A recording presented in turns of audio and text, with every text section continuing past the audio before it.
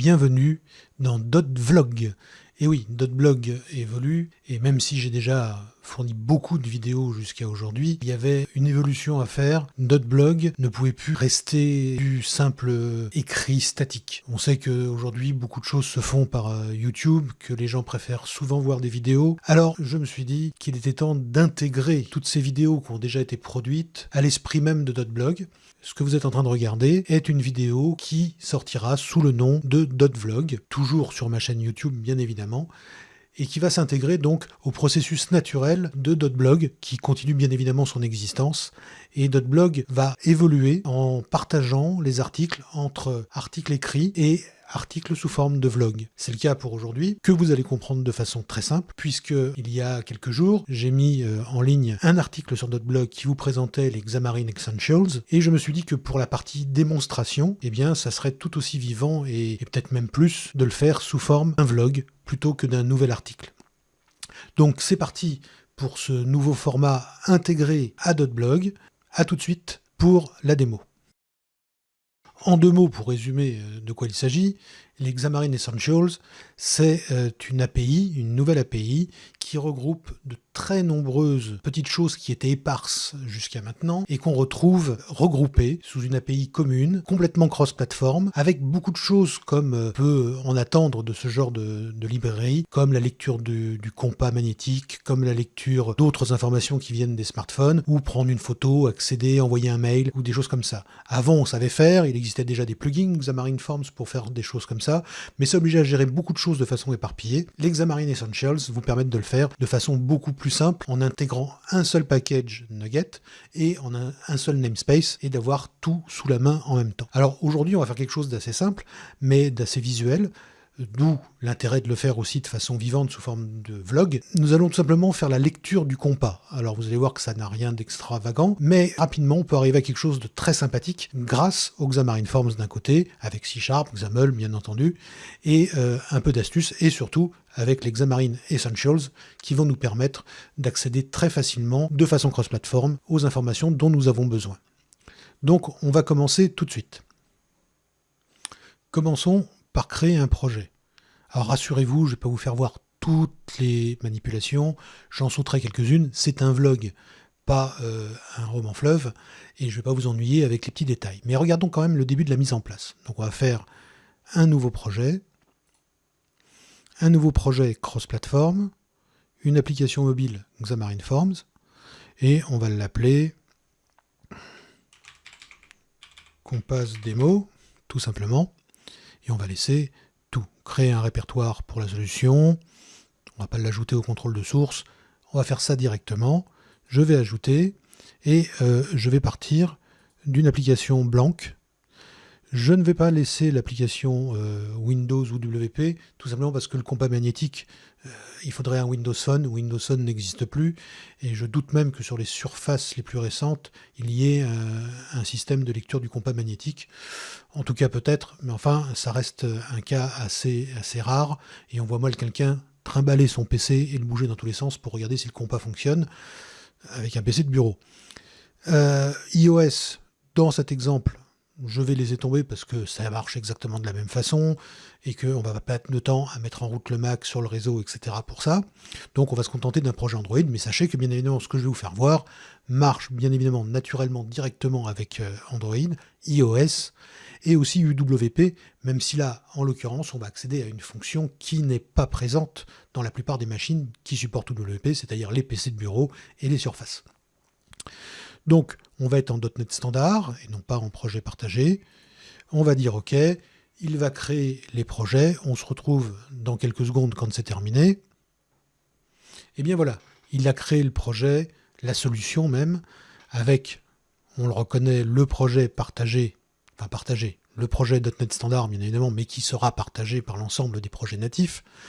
Et puis le projet Android, qui lui est le projet natif dont pour l'instant nous n'allons pas nous occuper, puisque c'est l'avantage des Xamarin Forms, ça se passe de façon automatique. La première chose qu'on va faire, c'est d'aller dans notre solution pour aller gérer les packages Nugget. Donc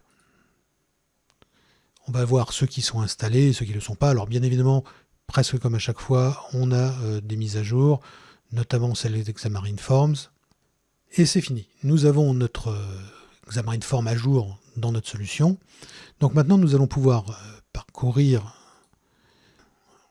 les packages et nous allons demander Xamarin Essentials. Alors, à noter une petite chose, il s'agit pour l'instant d'une bêta.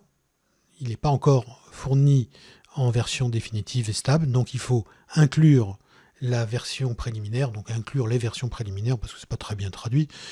Et nous avons Xamarin Essentials par Microsoft, et oui, puisque Xamarin c'est Microsoft depuis un petit moment maintenant.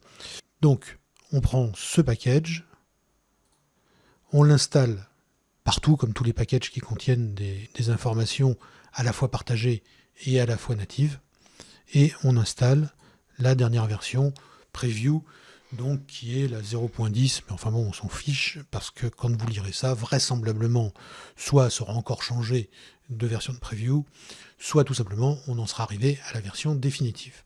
Et on est sur notre projet Blank Project, donc un projet dans lequel il n'y a pas grand-chose, il y a juste une main page par défaut avec le contenu que vous voyez à l'écran en ce moment, c'est-à-dire juste un label qui écrit « Welcome to Xamarin Form ».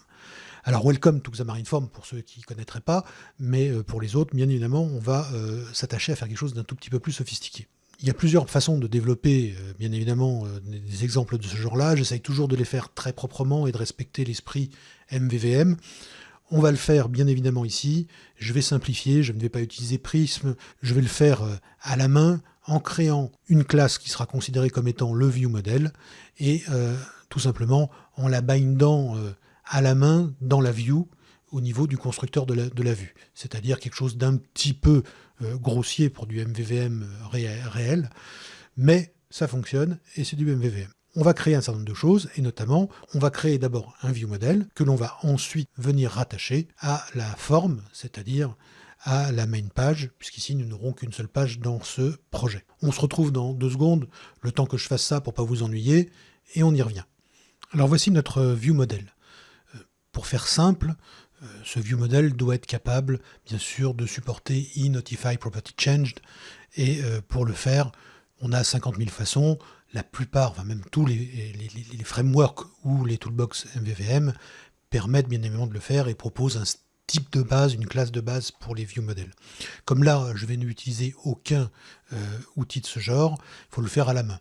Donc ici, j'ai intégré tout simplement une petite librairie qui est faite par James Montemagno, que tout le monde connaît chez Xamarin, et qui est tout simplement un MVVM Helpers, enfin un truc vraiment de base pour faire des tests, donc aucun intérêt très très particulier. J'ai créé une classe, vous la voyez ici, elle s'appelle MainViewModel, puisque ce sera le ViewModel du main, et elle descend de MVVM Helpers base ViewModel, donc ce petit helpers qui, si on le regarde vite fait bien fait pour avoir une idée de ce que ça fait, c'est tout simplement un objet qui est un observable objet qui est une classe définie déjà à l'intérieur du même helpers, donc quelque chose qui supporte INPC, et puis les 2-3 fonctions habituelles qu'on a dans un ViewModel, c'est-à-dire éventuellement un titre pour la page, un sous-titre, des choses qu'on ne va pas utiliser ici, le isBuzzy, et puis un certain nombre de méthodes qui sont héritées de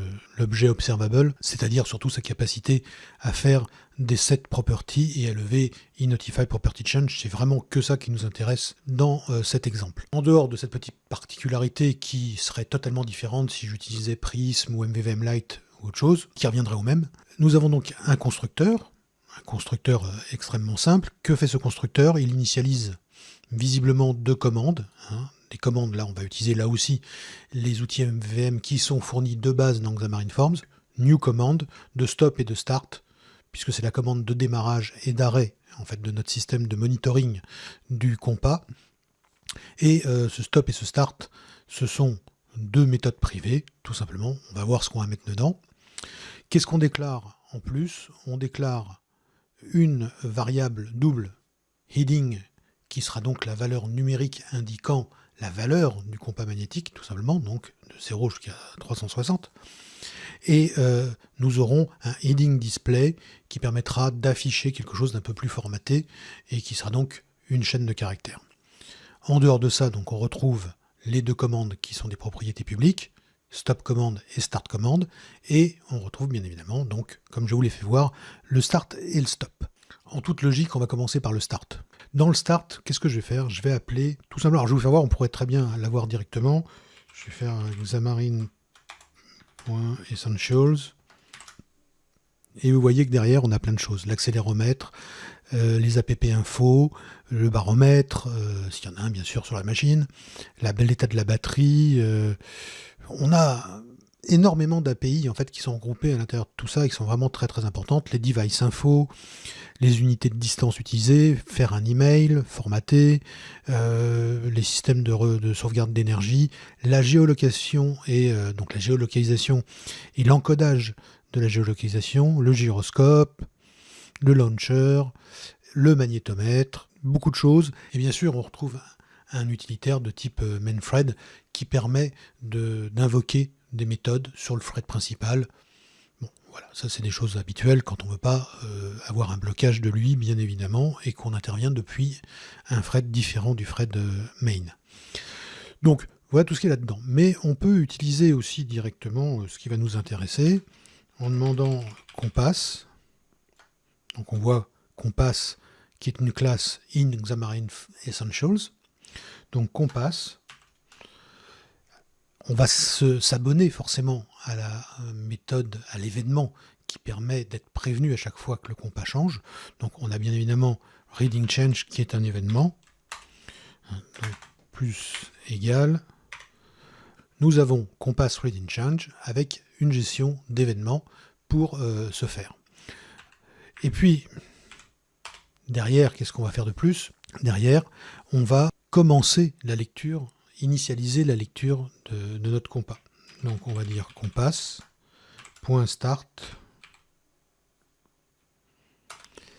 Et ici, on a le choix entre plusieurs variantes, qui est le sensor speed, c'est-à-dire à quelle vitesse le senseur,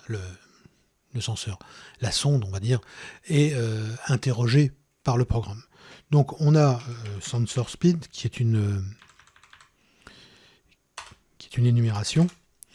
Et vous voyez que vous avez le fastest, donc ça obtient les données le plus vite possible.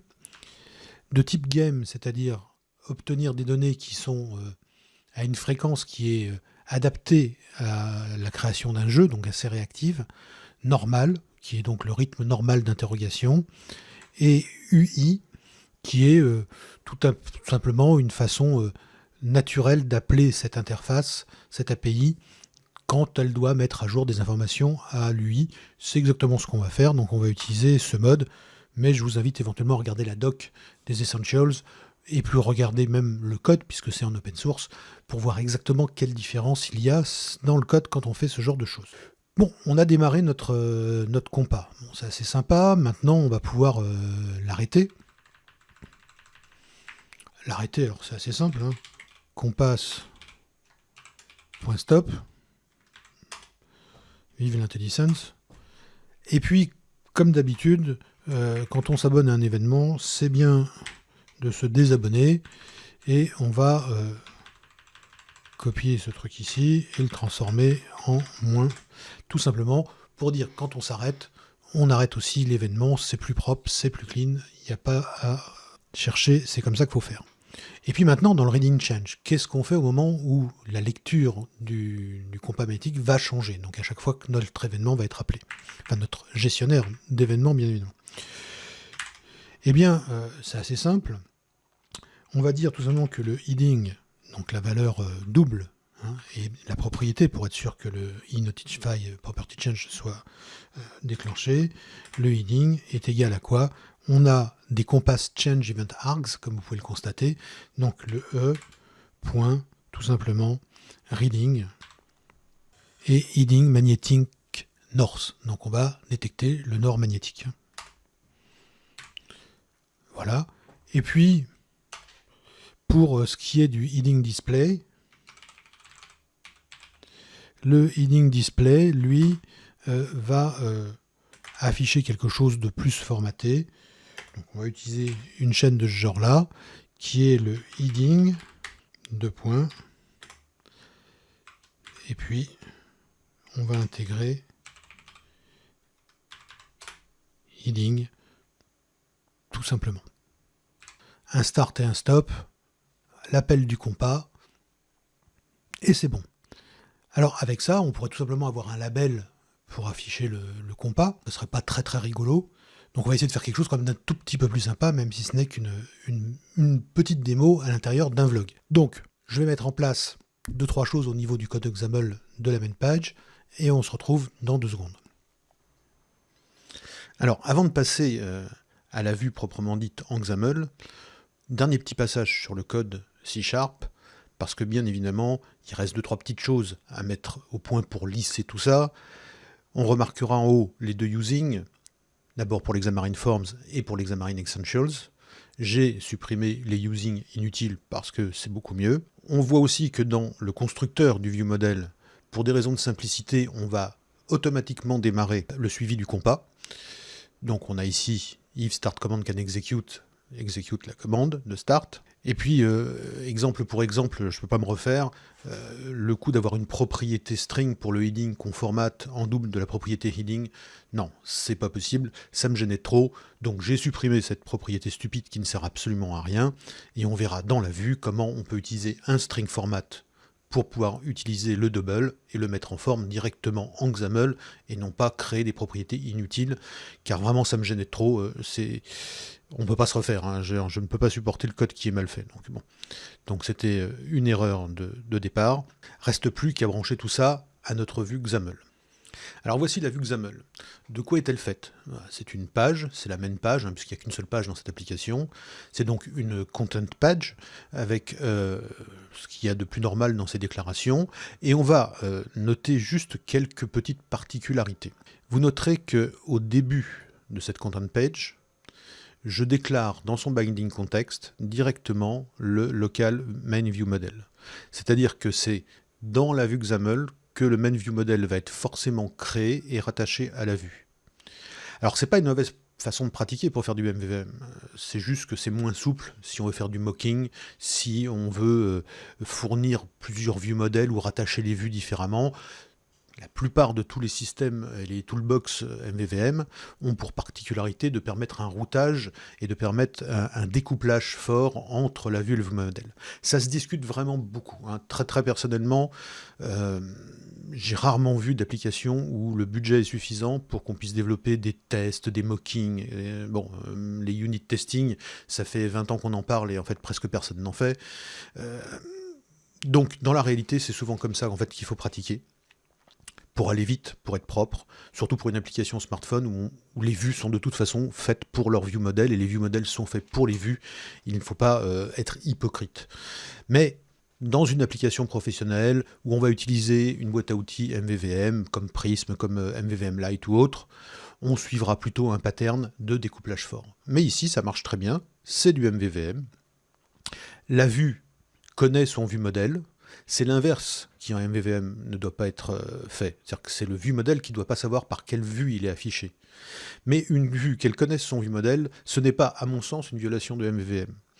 Dans le sens où une vue, elle est conçue pour afficher des données, et ces données, elles ne sont pas totalement abstraites, elles viennent bien d'un view model qui doit correspondre à un minimum, à une API minimum, elle doit avoir certains noms, les noms des commandes, les noms... Donc, que la vue connaisse son view model, ça n'a absolument aucun espèce d'effet négatif sur l'esprit même de ce qu'est MVVM. Maintenant, dans la réalité, sur des gros projets, on essaye de faire ça proprement, notamment puisqu'on y est aidé ou voire poussé par les boîtes à outils MVVM. Donc ça, c'est la première chose à voir. La deuxième chose, c'est le contenu de notre page. Notre page, ça va être une grille. Cette grille, on la voit ici. Elle contient 3 lignes, 3 rows qui ont été définies. La première est en étoile, les 2 autres sont en automatique. Et qu'est-ce que contient cette grille? Cette grille, elle contient un certain nombre de choses très simples. La première, c'est une image de fond qui est Compass 555, image que l'on retrouve dans le projet Android, dans les drawables, et qui est ici. Cette image-là, si on passe le curseur dessus, on voit que c'est une espèce de rose des vents, en fait, hein, nord, sud, est, ouest. Elle est affichée en rose 0, fill and expand. Elle se met sur l'espace qui lui est dédié. dans la même row 0, on va afficher, mais cette fois-ci centré, une image qui s'appelle Compass Needle 555, qui est ici. Vous voyez, bon, une petite aiguille de compas tout à fait simple, hein, le 0 étant en haut et représenté par une partie rouge qui pointe en fait le pointeur. Et puis dans la row 1, on va mettre un label qui reprend le heading, et c'est ici bien évidemment qu'on met le string format avec le 0f2 pour dire qu'on veut 2 décimales, et ça évite totalement d'avoir à déclarer bien évidemment cette espèce de propriété complètement idiote de heading display qui était mise en forme à l'intérieur du viewModel. Ça c'est crétin. XAML est fait pour ça, on l'utilise, et on n'a qu'une seule propriété bien sûr, un code moins gros, enfin bref, tous les avantages de faire du code qui est propre, tout simplement. Et puis enfin, tout en bas de la page, dans la dernière row, la row numéro 2, donc la troisième, on va avoir juste une petite grille qui coupe tout ça en deux pour avoir une partie droite, une partie gauche. Dans l'une, on met un bouton qui va être le bouton Start, et dans l'autre, à droite, on va avoir un bouton qui est relié à la commande Stop, tout simplement. On a vu que par défaut, le viewModel lançait la commande Start, donc on pourra après, une fois que le programme fonctionne, stopper ou remettre en route la gestion du compas. Après ça, il ne reste plus qu'à regarder comment ça marche. Lançons sur l'émulateur le programme. L'application est déployée, elle va s'afficher, et voilà notre magnifique application avec donc le compas qui est dessiné en fond, l'aiguille qui est dessinée par-dessus. Alors là, on n'a pas fait de... On aurait pu mettre un petit rond au milieu, un shadow, enfin bon, c'est un vlog, et c'est juste un programme de démo. Ici, on a la row 1, donc qui contient notre heading qui est formaté en XAML et pas par une propriété string. Et puis la troisième row avec à gauche le start et le stop, sachant que le start a déjà été lancé de façon automatique. Donc on va afficher les propriétés particulières de l'émulateur pour simuler le mouvement droite-gauche. Alors je vous l'aurais bien fait voir directement sur le Pocophone F1 que j'ai reçu il y a quelques jours, parce qu'une démonstration en live c'est quand même déjà plus sympa. Mais dans mon bureau, vu le bordel magnétique qui y règne, on peut tourner dans tous les sens, l'aiguille elle indique n'importe quoi. Il faudrait que je me place ailleurs dans la maison et transporter les moyens de vidéo ailleurs, et c'est pas vraiment très simple. Mais au passage, je vous dis, utilisez, achetez le Pocophone F1. Hein, je veux dire, être des pigeons pour acheter un truc à plus de 1000 boules pour un Apple ou même un Galaxy, je veux dire, il faut vraiment être fou hein, pour faire ça. Hein, je veux dire, pour 300 et quelques euros, vous avez un Pocophone F1 qui est une vraie bombe. C'est vraiment un super téléphone, très bien fait. Un quart du prix hein, d'un flagship Samsung ou Apple. Très honnêtement, même si dans un an il vous plaît pas, vous aurez pu vous en payer 4 pour le même prix. Hein. Même s'il casse, ça veut dire que vous pouvez en changer tous les trimestres. Hein, et ça m'étonnerait qu'il soit mort au bout de 3 mois. Donc voilà, ça c'est la petite aparté parce que je suis scandalisé par le prix des flagships en ce moment chez Apple et chez Samsung qui lui court derrière. Donc revenons avec un peu de décence dans les prix. N'oublions pas quand même qu'il y a des gens qui travaillent 20 heures par mois au SMIC et qui touchent à peu près 600 euros par mois. Faut arrêter quand même, faut arrêter à un moment ou à un autre. Faut un peu de décence. Donc ceci étant dit, je ne peux pas vous faire la démonstration en live parce que voilà, dans mon bureau, il y a trop de machines et il y a trop de champs magnétiques qui passent à droite et à gauche et ça ne marche pas. Donc on va se contenter de simuler les mouvements sur l'émulateur. Il est fait pour ça. Donc dans un premier temps, on va incliner notre téléphone à plat, comme si on était sur le terrain, et puis on va simuler qu'on le fait tourner à droite et à gauche, hein, qu'on se déplace. Et là, vous voyez que quand on se déplace à droite et à gauche, voilà, ici on va se retrouver par là, et là on va se retrouver ici. Donc par exemple ici, l'aiguille indique le nord, hein, on voit que le heading est à 2,17, donc on est bien au point 0 quasiment. Donc là, on serait face au nord, et si on tourne un petit peu, hop, là, ça voudrait dire que notre téléphone pointe vers l'ouest, et là, vers le sud, etc. Donc on a vraiment quelque chose d'assez sympathique. Si j'appuie sur Stop, on voit que ça n'a plus d'effet, l'image est bloquée, normal. Quand je rappuie sur Start, notre compas se remet à fonctionner et à réagir directement à tous les mouvements du téléphone. Voilà pour cette petite démo très, très simple hein, sur les Xamarin Essentials.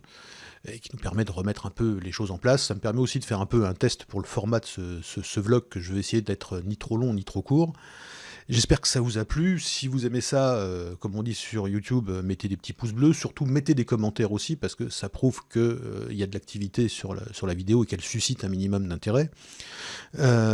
Dites-moi surtout ce que vous en pensez. Est-ce que ce format est trop long, trop court, mal adapté? Est-ce que vous y verriez d'autres adaptations à faire? Enfin bref, c'est open. À vous de vous exprimer.